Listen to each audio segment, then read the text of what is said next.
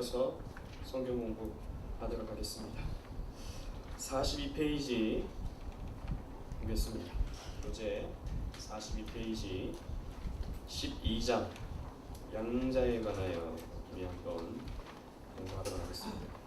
이번 달이 6월 달이지만 우리의 캠퍼스 모임은 계속되는 겁니다.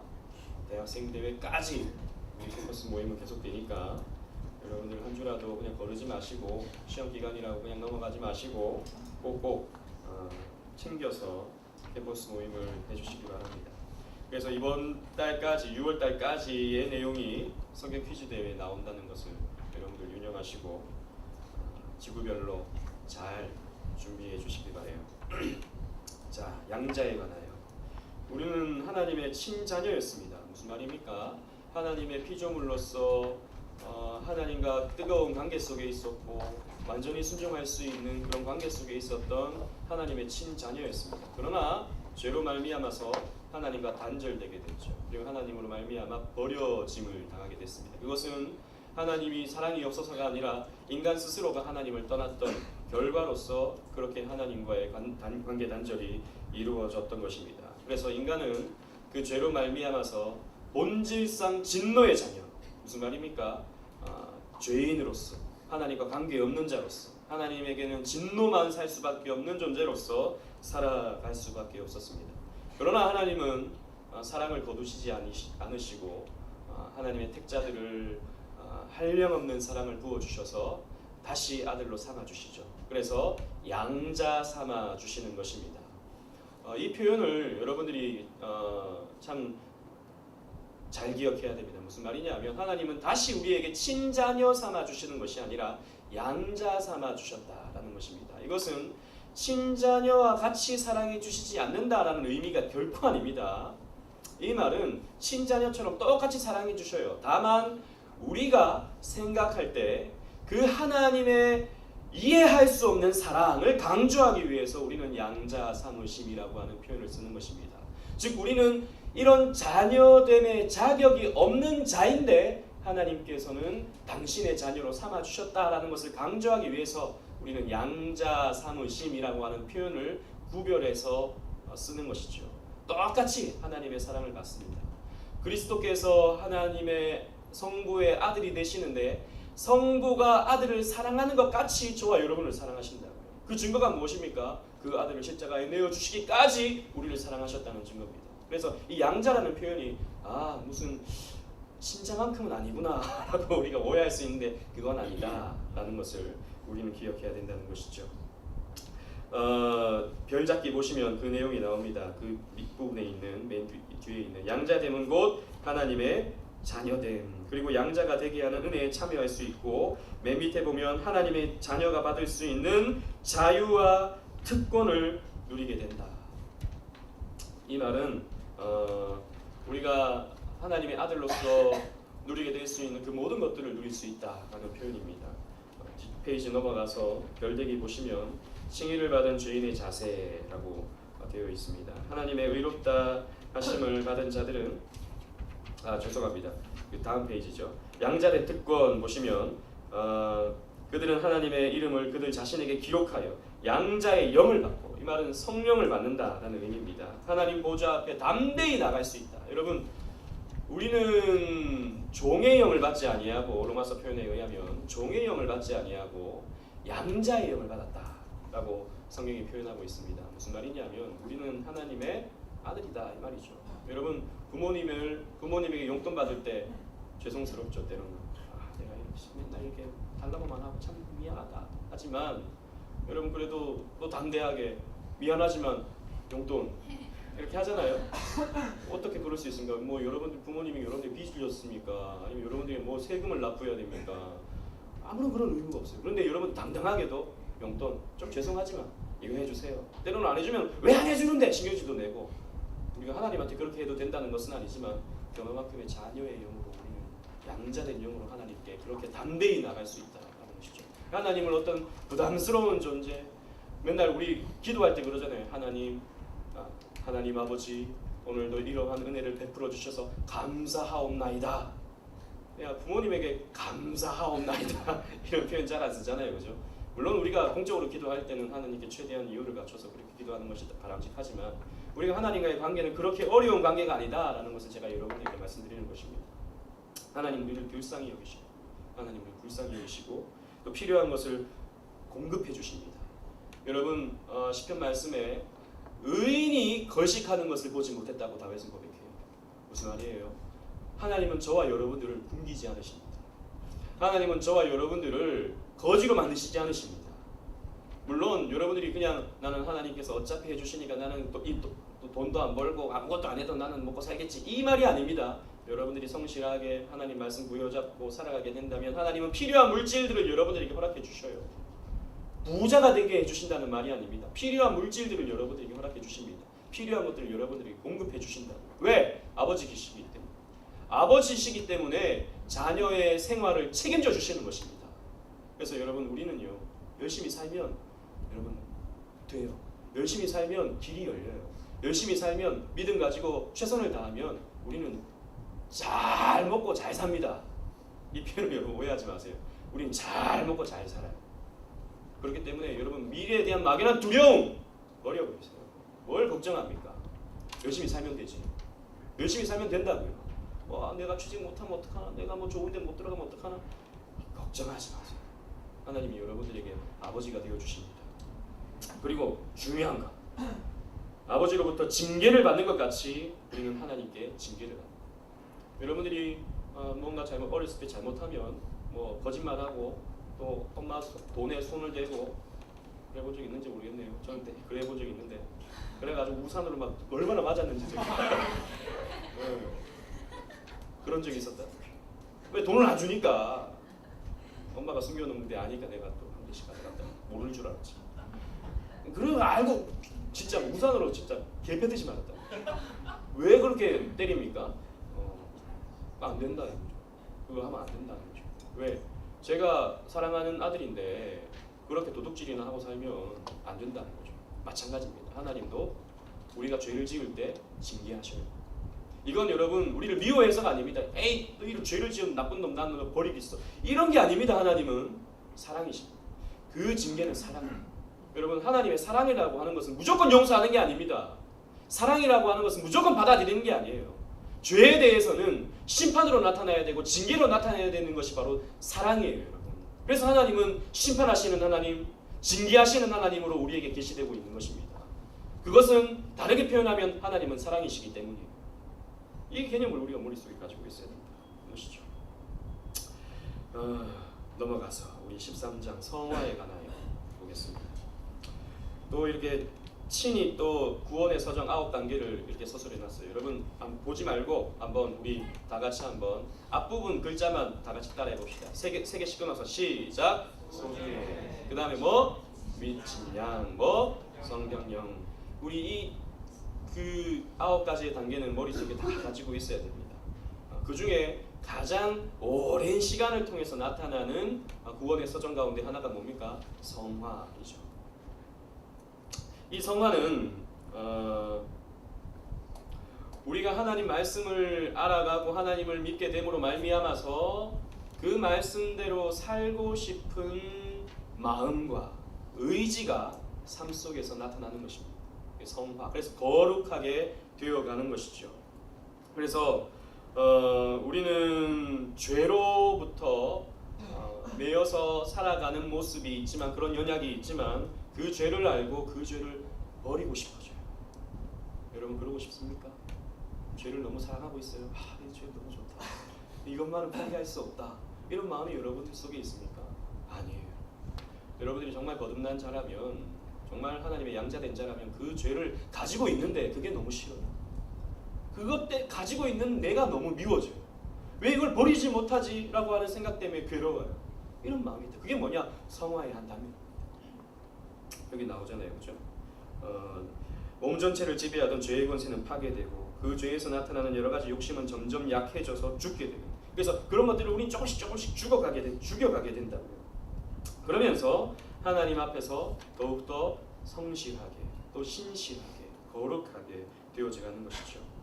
이것 없이는 아무도 주를 볼 수 없다 그랬어요. 여러분 칭의를 받은 자는 반드시 성화적 삶을 살게 되어 있는 것입니다. 오늘날 칭의와 성화를 구별하는 사람들이 있는데, 그러니까 나는 어차피 구원 받았으니까, 나는 어차피 의롭다 칭의를 받았으니까 구원은 완성되었다 라고 보는 사람들이 있죠. 물론 그 말이 완전히 틀린 말은 아닙니다. 하지만 칭의는 반드시 성화를 낳게 되어 있어요. 성화와 칭의는 항상 함께 가는 것입니다.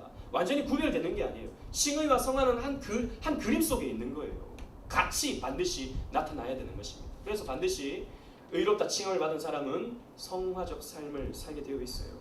자, 뒷페이지 넘어가서 치열한 전투를 치르는 성화 그랬습니다. 그래서 우리는 여전히 연약함이 있지만, 그래서 죄를 미워하게 되지만, 그렇기 때문에 우리의 삶에는 치열한 전투가 이어지게 되는 것입니다.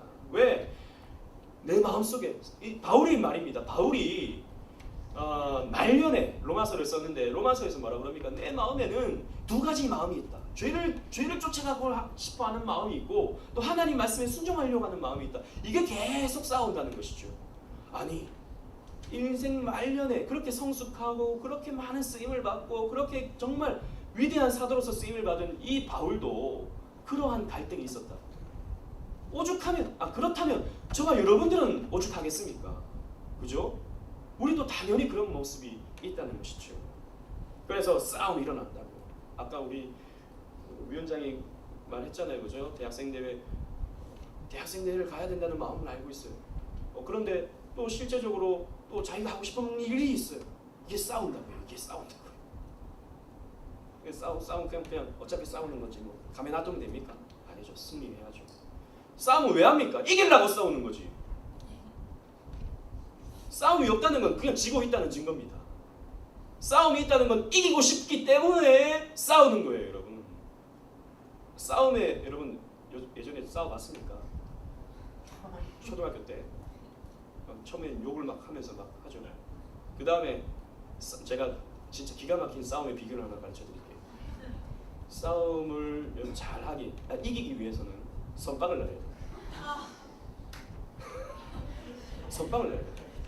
막 긴장관계에 있다고요. 막 서로 째려보면서 막 우시렁우시렁 된다고요. 그때 선빵을 딱 날리는 사람이 승리를 잡는 겁니다. 또 적용하지 마세요. 은혜 받았다. 그렇게 싸워야 되는구나. 이렇게 하지 마세요. 초등학생들이 그렇다는 거죠. 마찬가지입니다. 영적으로 선빵을 날리는 거예요. 말씀. 난 이거 이렇게 해야지. 이건 이렇게 하는 게 맞는 거야. 고민하지 말고, 생각하지 말고, 막 계산하지 말고 그냥 하는 겁니다. 말씀대로. 이게 뭐예요? 영적 선빵이지. 그렇게 가는 겁니다. 그러면 우리 승리한다고. 별대기 보시면 이 싸움에 남아있는 부패성이 잠시 동안 우세합니다. 우리는 여전히 연약하기 때문에, 여전히 이런 죄악된 육신을 가지고 있기 때문에 여러분 이런 연약함이 우세한 것처럼 보일 때가 있어요. 그리고 신앙생활을 처음 시작하게 되면 이런 우세함이 나타납니다. 그러나 성령으로부터 우리가 힘을 받게 된다면, 말씀을 통해서 우리가 힘을 받게 된다면 그런 것들을 조금씩 이겨나가게 되고, 그러면서 장성하게 되고 하나님을 경외하게 되고 거룩함을 온전히 이루게 되는 거예요. 그래서 결국에는 우리는 영화되어가는 것이죠. 넘어가서 구원하는 믿음에 관하여 보도록 하겠습니다. 믿음, 여기 별잡기 보시면 두 번째 단락에 믿음에 대하여 택한 백성의 믿음의 은사는 그랬습니다. 믿음을 뭐라 그럽니까? 은사라고 하죠. 여러분, 이게 참 중요한 믿음에 대한 정의입니다. 믿음은 은사입니다. 무슨 말이에요? 믿음은 하나님께서 은혜로 주시는 선물이라는 것이죠. 믿음은 우리가 노력해서 얻을 수 있는 것이 아니고, 우리가 애쓰면 획득할 수 있는 것이 아니고, 믿음은 하나님이 거저 주시는 은혜의 선물이다라는 것입니다. 그래서 믿음도 은사인 것이죠. 그리고 마음속에 계시는 그리스도의 영의 역사다. 우리가 하나님이 믿어진다는 것은 성령의 역사다라는 것이죠. 그리고 이것은 반드시 말씀의 사역을 통해서 이루어집니다. 즉 성경의 말씀을 들음을 통해서 믿어지는 역사로 나타난다는 것이죠. 다른 어떤 것이 아닙니다. 다른 본인의 사유를 통해서 하나님 살아계시다, 이런 건 없다라는 것이죠. 말씀을 통해서 믿어지는 역사가 믿음이다라는 것이죠. 그리고 또 나타나는 것은 성령의 집행과 또 기도를 통해서 증거되고 강화된다 그랬습니다. 성례가 왜 그렇습니까? 성례는 보이는 말씀이기 때문이죠. 성례는 말씀의 집행입니다. 말씀의 집행, 보이는 말씀. 그렇기 때문에 이 성례는, 성찬과 세례는 우리의 믿음을 더욱더 돈독하게 해주죠. 그리고 기도를 통해서 우리는 믿음을 더욱더 확장시켜 나가는 것입니다. 구원에 이르게 되는 믿음 보면 이 믿음으로써 신자는 무엇이든지 말씀 안에서 계시된 것은 참된 것으로 믿게 된다. 믿음이라고 하는 것은 계시된 것, 오늘날의 완성된 계시, 종결된 계시, 이 성경이 믿어지게 되는 것이죠. 이 성경이. 그래서 신자는 이 말씀을 통해서 하나님의 뜻을 알게 되고 하나님을 더욱더 이해하게 되고 또 하나님이 우리에게 가르쳐주고 있는 진리의 내용들을 하나하나 쭉 뒤에 보면 내용들이 많습니다. 그런 내용들을 우리는 받아들이고 그러한 것들의 그런 진리에 의지하게 되는 것이죠. 믿음의 완전한 승리 보시면 여러분 믿음은 정도에 따라 강약이 나타나기도 합니다. 믿음이 크고 믿음이 적고 이런 표현들이 성경에 나타나죠. 백부장을 향해서 예수님은 이스라엘에 이런 믿음을 내가 본 적이 없다. 이렇게 큰 믿음을 본 적이 없다 라고 예수님 말씀하시잖아요.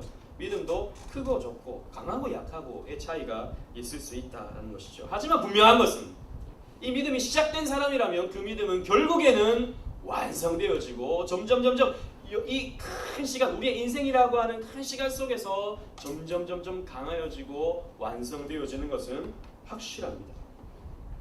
그래서 우리는 이 믿음을 가지고 그리스도를 향한 확신을 가지고 여러 가지 모양으로 장성해 가는 것이죠. 믿음의 분량에 따라서 장성해 가는 것입니다.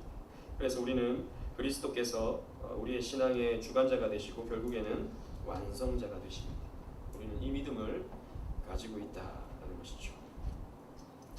15장 넘어가서 생명에 이르는 회개에 관하여 보겠습니다.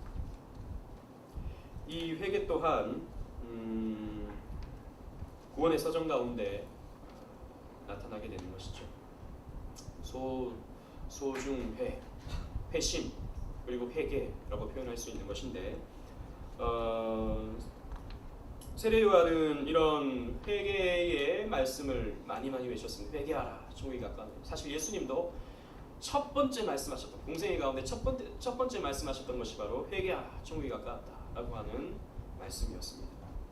회개는 그만큼 우리 신앙에 있어서 가장 중요한 요소이고 구원에 있어서 필수적인 한 요소인 것은 분명합니다. 회개의 효력 보시면 생명에 이르는 회개는 복음으로 말미암아 주어지는 은혜이다 그랬습니다. 마찬가지죠. 믿음과 사실 같은 맥락에서 이해할 수 있습니다. 복음을 우리가 듣게 되면 하나님의 은혜로 말미암아 우리는 회개하게 됩니다.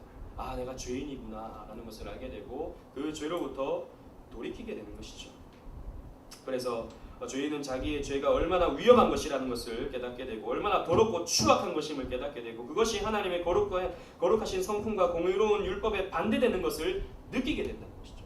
아까 말했던 그런 죄로부터 돌이키고 싶은 마음이 생기게 되고 실제적으로 그렇게 돌이키고자 하는 삶을 살게 됩니다. 그래서 죄를 미워하게 되고 죄를 슬퍼하게 되고 죄를 떠나서 하나님을 향하게 되는 것이죠. 여러분 회개라고 하는 것은 우리 주일학교 때부터 많이 들었습니다. 유턴인 것이죠. 단순히 죄를 뉘우치고 단순히 죄를 아파하는 데서 그치는 것이 아닙니다. 물론 그것도 회개의 한 요소일 수 있습니다. 그러나 궁극적인 회개는 유턴입니다. 여호와께로 돌아가는 것이죠. Turn to God, 하나님께로 돌아서는 것이죠. 넘어가서 회개는 조건이 아닌 통로다. 이건 믿음도 마찬가지입니다. 여러분 우리가 하나님을 믿었기 때문에 내가 하나님을 믿었기 때문에 구원받는다 라는 말 어떻게 보면 틀린 말이 아닌 것 같지만 궁극적으로 보면 틀린 말입니다. 내가 라는 말이 틀린 말이죠. 그죠? 내가 하나님을 믿을 수 없죠. 하나님이 나에게 믿음을 주셨기 때문에 우리는 구원받는 겁니다. 이게 언약신학의 가장 중요한 핵심이죠. 마찬가지로 회개라고 하는 것은 내가 회개했기 때문에 구원받았다라고 말할 수 없다는 것이죠. 그렇다면 회개는 구원의 조건이 되어버리는 것이죠. 아닙니다. 회개라고 하는 것은 구원으로 나아가는 하나의 통로다라는 것이죠. 이 신앙고백서에 이런 내용이 명시되어 있다는 것입니다. 그래서 내가 회개했기 때문에 나는 구원받았다라고 생각하는 것은 알미니안주의적인 표현입니다. 내가 회개했다, 내가 믿었다, 그런 것이 아니고 우리는 하나님이 주신 이 은혜의 회개를 통해서 우리는 하나님께로 나아갈 수 있게 된다는 것이죠. 회개는 우리가 주님 앞에 죄를 내어놓는 것인데 하나님은 미부신 분이고 그 죄를 도말하시는 분이시기 때문에 우리는 하나님께 나아갈 때 그리스도의 그 의를 입고 나아갈 뿐만 아니라 우리의 죄를 주님 앞에 내어놓아서 도말하였기 때문에 하나님과 관계를 맺을 수 있는 거예요. 하나님과 넘어가서 회개의 범위 보도록 하겠습니다. 이 회개는 사실 크게 두 가지로 구분할 수 있습니다. 그래서 어떤 신학자들은 회심과 회개를 구분하죠. 이 회심은 뭡니까? 첫 번째로 처음으로 하나님을 믿게 돼서 불신앙의 삶에서 신앙의 삶으로 돌이키는 것을 회심이라고 표현합니다. 크게 얘기하면 원죄에 대한 회개일 수 있는 것이죠. 내가 죄인이구나. 그래서 내가 하나님을 믿어야 되는 거구나. 예수 그리스도를 통해서 구원받는 거구나 라고 하는 이 회심의 단계가 있는 것입니다. 그러나 회심했다고 해서 죄를 안 짓습니까? 여러분 죄 안 지어요? 여러분 회심했죠? 이거 확실하게 해야 됩니다. 여러분 회심했습니까? 돌아섰습니까? 세상으로부터 돌아서서 하나님께로 지금 방향을 틀었습니까? 회심한 거죠. 그런데 그러면 여러분 죄 안 짓습니까? 죄 짓죠. 자범죄를 우리는 짓습니다. 매일의 죄를 짓는다. 이러한 죄를 회개하는 것을 회심과 구분되는 회개라고 할 수 있습니다. 그래서 우리는 회개하게 되는 것이죠. 왜 우리는 이미 용서받았는데 그리스도의 피로 깨끗함을 받았는데 또 우리는 회개해야 하는가? 이것은 하나님과의 관계에서 필요한 것이기 때문입니다. 여러분 우리 근본적인 존재로서 하나님의 자녀가 되었고 의롭다 칭함을 받게 되었고 실제로 법적인 의인이라고 판결을 받았습니다. 저와 여러분들은. 그래서 여러분들은 지옥에 가지 못해요. 그러나 하나님과의 관계, 친밀한 관계 속에서 여러분들은 자범죄를 가지고 있고 그것을 하나님께 내어놓지 못하고 있다면 하나님과의 관계는 여러분들은 멀 수밖에 없습니다. 그렇기 때문에 우리는 매일의 회개를 통해서 여러분들이 사람을 미워하고 거짓말을 하고 꼼수를 부리고 하나님보다 세상을 더 사랑하는 것 같고 그러한 삶이 여러분들에게서 나타나고 있고 또 해서는 안 되는 생각을 하고 있고 이런 것들을 가지고 있다면 하나하나 주님께 내어놓아야 되는 것입니다. 그렇다고 해서 여러분들을 하나님께서 버리지 않으십니다. 그걸 안 했다고 해서 버리진 않으셔요. 그러나 그러한 관계는 하나님께로 더욱더 가까이 나아가고자 하는 우리의 표현이고 또 하나님은 그런 우리의 표현을 화답하여서 우리를 품에 안으시고 우리에게 말로 다 할 수 없는 은혜와 사랑과 축복을 내려 주신다고요. 그렇기 때문에 이 회개는 하나님과의 관계에서 참 중요한 하나의 요소입니다. 반드시 여러분들이 그렇기 때문에 회개해야 돼요. 회개해야 돼요. 우리의 삶에 참 우리 개혁주의자들이 참 안 되는 게 바로 이런 거예요. 칭의, 거룩함을 받았다. 이미 의롭다 칭함을 받았다 라고 하는 생각 때문에 이게 이 회개 나는 이미 회심했다 라고 하는 이것 때문에 구원이 이미 나에게 보장되었다 라고 하는 것 때문에 회개에 있어서 굉장히 게으르다고요. 그건 잘못된 겁니다. 우리 개혁주의 신앙을 오해하는 거예요. 너무 오해하는 거예요. 그렇지 않습니다. 우리는 하나님과의 관계 속에서 매일의 회개를 해야 돼요. 그게 우리가 하나님을 사랑하고 있다는 표현입니다.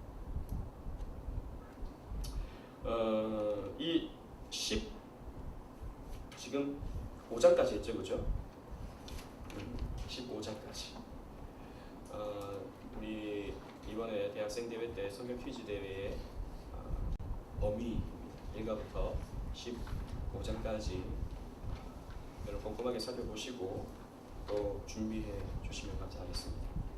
혹시 질문 있습니까? 오늘 배운 것 내용에서.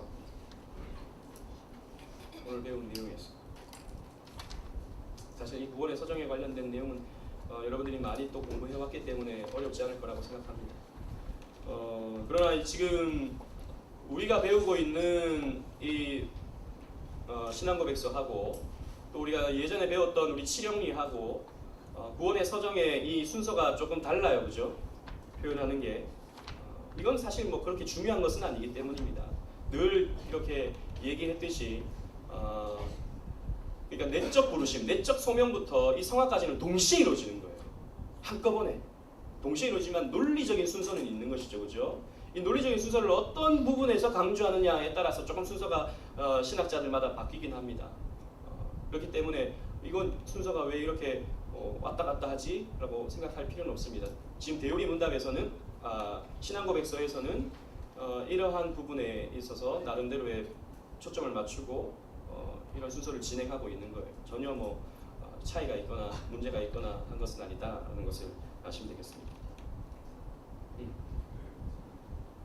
대한 질문인데 우리가 다른 사람의 믿음을 보고 판단할 수 없잖아요. 그렇죠. 네, 그러면은 자기는 자기 믿음을 판단할 수 있어요. 그렇죠.